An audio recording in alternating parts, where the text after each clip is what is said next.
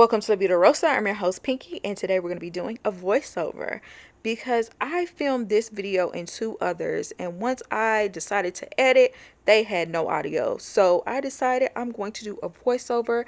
Y'all let me know how y'all feel about this style of video.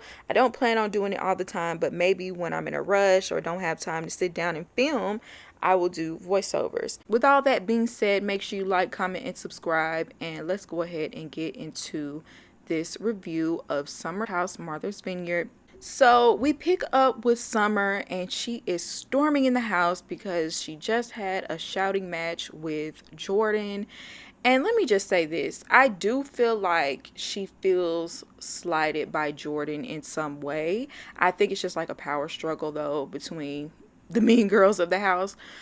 But I also feel like she is still in her feelings about Alex, and Alex is sitting right there in the car next to her. No, he's not saying anything, but you can't tell me she doesn't still have feelings for this man, and the fact that he's flirting with other women doesn't bother her. She's just not openly acknowledging it like Noelle did. And I just feel like Summer and Jordan both take their insecurities out on other people. But anyway, she busting the door and stomping all out, being childish. And it was hilarious because Nick and Shanice were sitting on the couch eating chips. And, you know, they're like, what's going on with her? And Shanice just randomly dips her chip in his dip. And it was funny because they were like really focused on that food. But Shanice kind of was the comedic relief of this episode. So then we cut to Noelle. She's in her room and very embarrassed by what she just said to Alex. And I felt so bad about that because we've all been in a situation where we played ourselves over a man that's not really ours.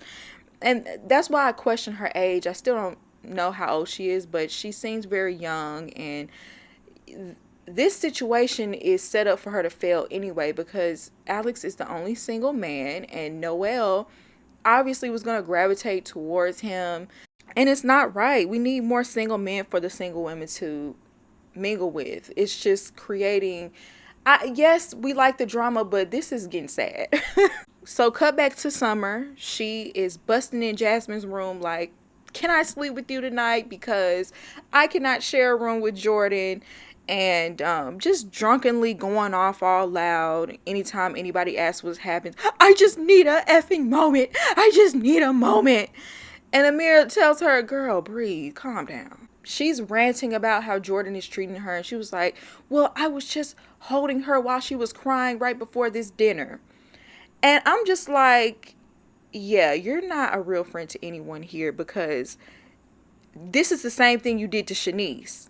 Don't call yourself my friend and do something for me if it's not genuine, if you're just going to throw it back in my face later. Like, I don't know how anyone could trust Summer after this season because she is just nobody's friend. So Jasmine is trying to talk her off the ledge. Next thing we know, Shanice walks in the room and just farting out of nowhere. And it did lighten the mood because everybody's like, girl, lay off of those cheddar chips if it's going to make you gassy. So then we have Shanice going downstairs to check on Jordan to see how she's feeling. And Jordan is in her feelings, obviously, about Summer. Shanice told her what Summer said about her crying before dinner. And she starts crying again, saying, even these vulnerable moments I have with people are being used against me.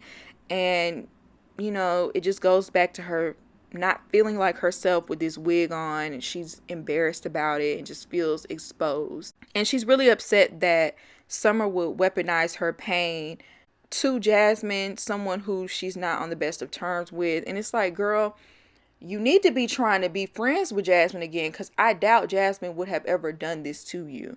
And you're looking at her as your enemy. And I haven't seen Jasmine do one thing malicious to anybody. Yeah, she might have went overboard last season with the whole 50s Stepford wife act, but I don't think she meant any harm. And so I feel like they could have given her a little bit of grace, especially since you know her husband is deployed right now. She's lonely and y'all are just icing her out, and I feel like it's so unfair. And then whenever Summer is mad at Jordan or someone else in the house, y'all come and lay in her arms. But what about when y'all are going on trips and y'all are not inviting her? So I don't know. I just feel like that's very ugly of them to do. Look at how the person you chose to be friends with is treating you. So it's the next morning and Alex knocks on the door. Noelle and Summer are sleeping in the same room. And it was a little awkward and cringy that he's asking these two women that were kind of vying for his attention at one point or another if they wanted to go to church. And Summer answered and basically said she didn't feel like going. So later on in the episode, Noelle told Bria that he only asked Summer, but when he came to the door, he said, do y'all want to go to church? You just didn't respond. And it's okay to be in your feelings, but girl, the man did ask you.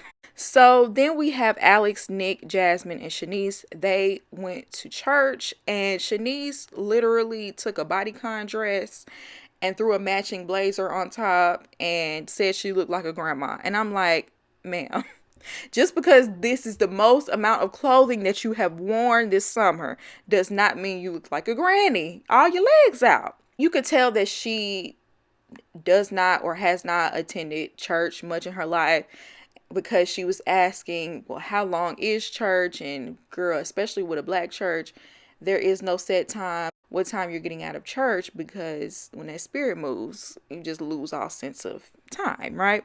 Then we find out Alex comes from a family of Pentecostal preachers, and it started to add up for me.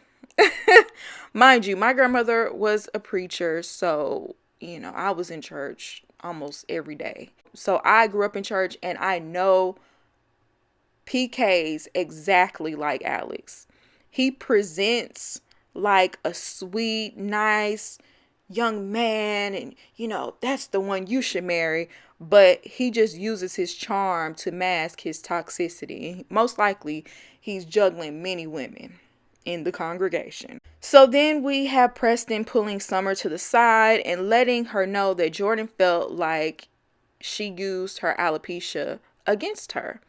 And Summer was acting confused and saying, I was just trying to say I was being a good friend to her, and I was holding her while she was crying. And it's like, girl, it really doesn't matter if you didn't say the details to people. You and Jordan knew what she was crying about. And the fact that you used that as a dig is still jacked up. He said there's been an unspoken tension between them, and Summer said she's been taking care of her, and she feels she's been taking on all of her emotions and personality. And I'm like, I could totally see that, because you were not acting like this last season. Except for when you went WWE upside Bria's head, you were pretty much chilling in the background. Unless you were just showing us your representative last season. So then we see Summer, and she's having a one-on-one with Noelle. Noelle lets her know what Alex said, that he just wants to, take it slow. And she was like, you know what that means. And Summer could barely contain her excitement because she saw that her plan worked. She's the one who gave her that bad advice to approach Alex in that way, and she knew it wasn't going to work. And I just don't understand why these girls continue to open up to Summer once again. She is not a safe space at all. But Noelle became emotional because she felt rejected by him, and it reminded her of her father. She said that after her parents divorced, her father was not present at all. She constantly reaches out to him, with letters, phone calls, and things like that, begging for his love, and he constantly rejects her. And basically her abandonment issues has her looking for love in all the wrong places. And when I tell you that's completely relatable to me, at some point you have to just accept the fact that the fantasy that you have in your mind for your father is not real, and you most likely will never get that from him, and somehow accept that. And I know that's hard, but until you do that, you're going to continue to make the same mistakes when it comes to dating. And I'm speaking from experience. Then we see Noelle calling her mother, and I'm like, not her interrupting her mother in church to talk about this Alex drama. she told her mother what happened, and the mom was like, look, I would just be done with him. And she started to get emotional and cry, and her mom shuts it down so quick, like, stop crying. And when I tell you, I got flashbacks of my grandmother. My grandmother is the exact same way. I remember one time I came home from school crying about this boy that I liked and how he was teasing me about my hair. And she shut that down so quick. She said the same thing that Noelle's mom said. She said, don't let a man especially dictate to you who you are. And I don't know why. Noelle is just so relatable to me. I kind of see myself in her in many ways. So then we have beach activities, blah. Like, can they do something fun? Can they go jet skiing? Can they go, I don't know, what is that? Parasailing? Something fun. Like, whenever we see them doing something, they're going to the beach and playing drinking games or something like that is so lame. Y'all could do that in the house. And y'all are supposed to be showing us a luxurious vacation. And I feel like that's one of the places that they dropped the ball on this show. So then they get home. Amir is cooking and asks people to help him take the trash out. It's like 10, 12 bags. And I'm just like, why did you not gather the men to do this? Why do y'all have women taking the trash out? And that's one thing I'm very old school about. I don't mind taking the trash out, but if there's men around, they should be helping. Like, why is Alex upstairs meditating like he's a pampered prince when he needs to be getting his hands dirty and helping with this trash? Jordan and Summer finally have a sit down and they talk about their little blow up. Jordan says how she just doesn't understand why Summer would bring up that private moment. Whether you gave the details or not, she felt violated. And Summer said, well, I felt belittled by you. So I just wanted to show that I was being a good friend. And Jordan was like, a part of friendship is to be able to provide a safe space. And if you can't do that, we can't be friends. And so Summer, she saw where she was wrong, I believe, and she apologized. But when she started to explain to Jordan how she felt, Jordan was completely dismissing everything Summer was saying. And Jordan is just one of those people who feel like she's never wrong. And if I was Summer, I would feel some type of way about that because she didn't have no business snapping on her the night before. Summer just brushed it under the rug, but I feel like her issues with her are just bubbling under the surface. And we're going to see this come up again because they were never truly addressed or acknowledged by Jordan. So then we see Jasmine on a FaceTime call with Silas, and she is talking about her pregnancy. And I feel like most people notice, they're just not busting her out. And, the fact that she's not drinking or whatever. And obviously she says she wants to wait until the second trimester because you just never know what will happen in that first trimester. But she said it's a couple of days away and she thinks she's ready to tell people. And she was talking about how much she missed Silas being at Martha's Vineyard for the first time without him. He introduced her to the place. And now he's deployed and, she feels some type of way. And no shade to Jasmine or Silas, but the trip is already off to a better start without him because he just brought a sense of drill sergeant / toxic masculinity to the house that made it a little bit unbearable. I do feel for Jasmine, though, having to go through this pregnancy alone. But anyway, she brought him down on FaceTime to see the rest of the group. And, everybody was like, oh, hey, oh. Even Preston did not look too impressed to see him. I'm like, dang, ain't that your line, brother? Then we see Bria, and she's having a phone call with her boyfriend, and I don't know how that man puts up with her. She is constantly stressing him out about something. The man said he worked 14 hours straight and she's still hollering at him about a plane ticket, and he was like, well, I'm just not willing to pay double. And she was like, well, I know I could find a better deal than you. And he was like, well, find it. Like, do something to relieve a little stress off of him. You see that he's wore out and you're sitting up here chilling in the bed. Like, what kind of partner is she? So anyway, she's preparing for her event. She's calling it Bria's World.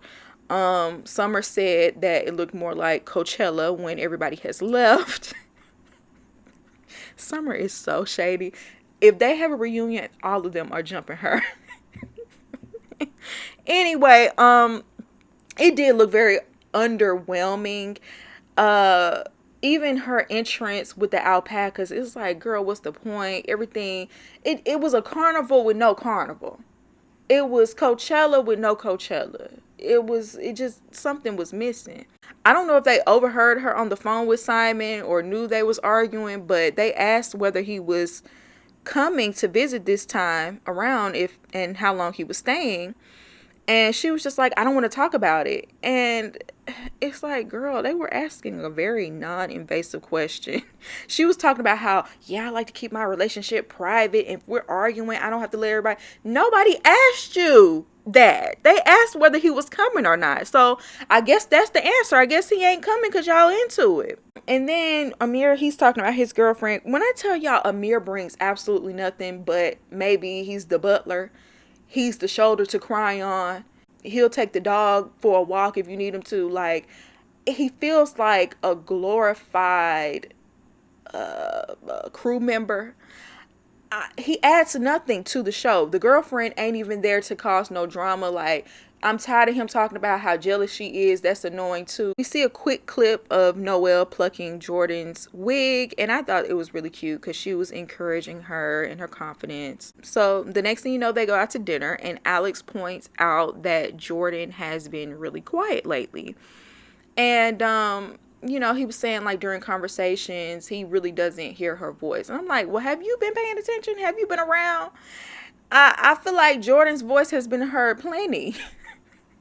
Maybe she ain't been talking to you. Yeah, I do feel like maybe she's been a little bit more subdued, but I feel like we didn't heard from Jordan just as much as we heard from anyone else this season. She did open up and say that her mother passed away when she was 17, and Jordan is an only child of an only child, her mother. So she inherited the responsibility of taking care of her grandparents early in life. She didn't have time for her own passions because she was taking care of family, and she felt alone and overwhelmed, and it caused her to have this fear of losing her father. And on top of all that, she's dealing with the alopecia, and, you know, she's feeling a lot of pressure from that, especially as a Black woman. That's our currency. And it really did endear her in the moment for me, and I feel like everybody at the table appreciated it. And Alex even thanked her for being vulnerable, and he said he understood her better in one dinner than all of last year. And I feel like he could have left that little part out, because you already know it don't take much to set off Jordan. I truly feel like she takes her pain and channels it into anger, because she's always mad or crying about something. And for her to be crying and have tears and people hugging her, for her to switch just like that into snapping on Alex was wild. She, in the blink of an eye, snapped on Alex and said, you didn't understand me because you had my friend messed up, and I was ready to kick your butt if we keeping it gangster. I'm like, what? What? Like, where did that come from? Mind you, I understood to a certain degree where she was coming from, because, you know, she said, you called me toxic upon just meeting me, and you were judging me, and you did the same thing to Shanice. I get where she was coming from, but the attitude behind it. They brought up the situation of him bringing to the group that Shanice was accused of stalking her ex. And Alex felt some type of way, because he's like, I ain't even the one that Googled her. Nick was the one who told me about her stalking. You know, it was funny because Nick was like, well, how did I get in this? Then he said, I only brought it up to protect her. How are you protecting someone by spreading it to everyone behind her back? Like, it's not like you included her in the conversation, and then you were telling other people, like, yeah, dog, I can't talk to her because she crazy. That kind of was the energy you were giving, in my opinion. Shanice starts crying because she said she was traumatized by the whole situation. Now, she did say that he put her nudes out, and that her case was dismissed, and that he's now suing her for $20K. I feel like that was very trifling. Sounds like y'all had a very toxic relationship. She said that she's not an emotional person, so it sounds like she just packs all of her feelings down, and her feelings just completely exploded at this dinner, because the way she started bawling her eyes out, I was like, oh my goodness. So then they asked, well, who initially brought it up? Nick said that yes, him and Alex and some others had a side conversation, but Jasmine was the one who wouldn't let it go at the brunch. And it's like, Nick, I'm gonna need for you and Alex to take responsibility, because y'all didn't want to be confronted about it in front of the entire group. Y'all were being messy. Just own it. Own it. I didn't like the way they were trying to sidestep and skate around it. Y'all were being messy. So Alex, instead of apologizing for it, him or Nick, he stood up and gave Shanice a hug, and I guess that was good enough for her. Then Preston took the floor and gave a speech about how they are all responsible for people not feeling comfortable enough to share their feelings, like basically because they don't make it a safe space to do so. Bria took this as her cue to say that she doesn't feel comfortable with Mariah coming. And I'm just looking around the room and I'm saying all of this is your fault. Y'all allowed her to call all the shots last year, bring that dog in even though you didn't agree to it, get rid of Mariah even though Mariah didn't do anything to deserve to be kicked out, bring in her boyfriend for a week when no one else got to bring in a guest for that long, and now she is rotten, and this is what you have to deal with. You're not comfortable with Mariah coming, but I love how Jasmine brought up the fact, but you're comfortable with Summer, and then she laid the smack down on you last year. I've seen clips on Twitter where Bria said that she was cool with Mariah in interviews. So at this point, I feel like she's just being petty because Phil can't come. So now she wants to stop Jasmine from bringing somebody. Jasmine said in her confessional that her mother is a brilliant and resilient 2-time convicted felon. And I said, Jasmine, tell us more. I want to know more about this, okay? Because you said you slept in the car. So I would love to know her humble beginnings versus how she got to where she is now. I would love to hear that. That would make Jasmine 1,000% more interesting.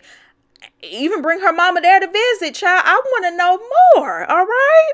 But Jasmine just kept saying she doesn't know what to think or how to feel. She just feels bamboozled because you just said it was okay. And I would have stood up and told her, look, you've already been outvoted. Everybody else said they don't mind if she comes. So if you don't like it, you can leave. She can have your room. I would have told her straight up. So Bria gets up. She's hyped, screaming, going off. And she starts saying, well, I've been suppressing my feelings. AKA, you just have not been getting your way. And I guess you just couldn't take that. It was just bubbling up in your spirit. You couldn't take it anymore. She's just a brat. Point blank, period. And Preston says she's always turning up, walking away, and not doing anything but pretending you're hood. That was hilarious to me. And she needs to get a Gorilla Glue grip on reality. Jasmine gets really emotional and saying she's frustrated, and she came into the process not knowing where she stood with anyone but Bria and Alex, and they have isolated her. And she said she needed this summer because she's going through it, and she just full on broke down. And like I said, the girl is pregnant and her husband is deployed, and her friends, the people she thought were her friends, just completely dropped her. And I don't know, y'all. Once again, I do not like the way they're doing Jasmine. I'm pulling every card. I'm pulling the tear card. I'm pulling the my husband is deployed card. I'm pulling the pregnancy card. Okay, I'm pulling out all the stops because Mariah is coming, whether you like it or not. And really, I want you to feel bad for even trying to pull this stunt. Anyway, y'all, let me know what y'all think down below. Do you agree with me? Do you not agree with me? I would love to hear your opinion. Let me know how you feel about this style of video as well. And I hope you enjoyed this video, and I'll see you in my next one. Peace.